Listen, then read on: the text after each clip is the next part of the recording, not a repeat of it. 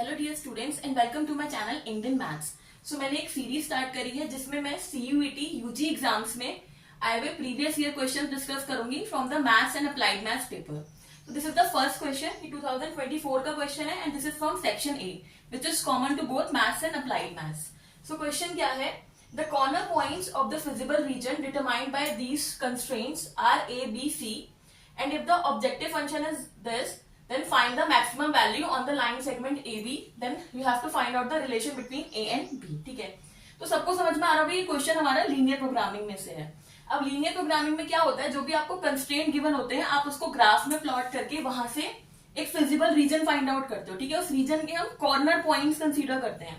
तो इस क्वेश्चन में वो कॉर्नर पॉइंट्स आपको ऑलरेडी दे रखे हैं A, B एंड C। ठीक है, अभी हमारा क्वेश्चन क्या कहना चाह रहा है कि जो ऑब्जेक्टिव फंक्शन है z equals to ax plus by, उसकी जो मैक्सिमम वैल्यू है वो कहां पर आती है, लाइन सेगमेंट AB पर आती है। मतलब इस ऑब्जेक्टिव फंक्शन की कोई एक यूनिक ऑप्टिमल वैल्यू नहीं है, it has multiple optimal values और वो सारी वैल्यूज इस लाइन सेगमेंट AB पे लाई करती हैं। मतलब आप लाइन सेगमेंट AB का कोई भी पॉइंट उठा लोगे या 2 पॉइंट ले लोगे तो उसके लिए जब आप z की वैल्यू निकालोगे तो वो सेम आएगी। ये उसके कहने का मतलब है।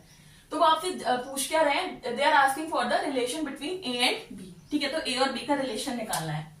देखो बहुत सिंपल क्वेश्चन है, कैसे करेंगे हम, हमारे पास 2 पॉइंट गिवन है, ए पॉइंट गिवन है और बी पॉइंट गिवन है।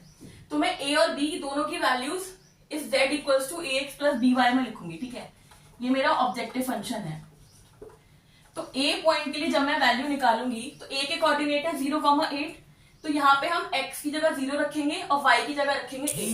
तो what I will get, x की जगह आप 0 रखोगे तो ये 0 हो जाएगा और y की जगह आप 8 रखोगे तो यू विल गेट 8b। तो यहां से मुझे क्या मिल गया, z is equals to 8b। ये मेरी फर्स्ट इक्वेशन हो गई। ठीक है, सिमिलरली हम पॉइंट b के लिए निकालेंगे, b के कोऑर्डिनेट है 4,0।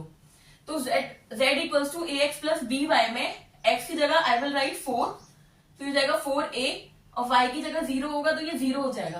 तो what you will get, z equals to 4a। अब क्वेश्चन में था कि दोनों पॉइंट से मुझे क्या मिल रहा है, इसकी मैक्सिमम वैल्यू मिल रही है, यानी मुझे सेम वैल्यू मिलेगी दोनों पॉइंट्स के लिए। ठीक है, तो मैं इसको इक्वेट कर सकती हूँ। तो फ्रॉम 1 एंड 2 अगर आप इसको इक्वेट करोगे तो you will get 8b equals to 4a।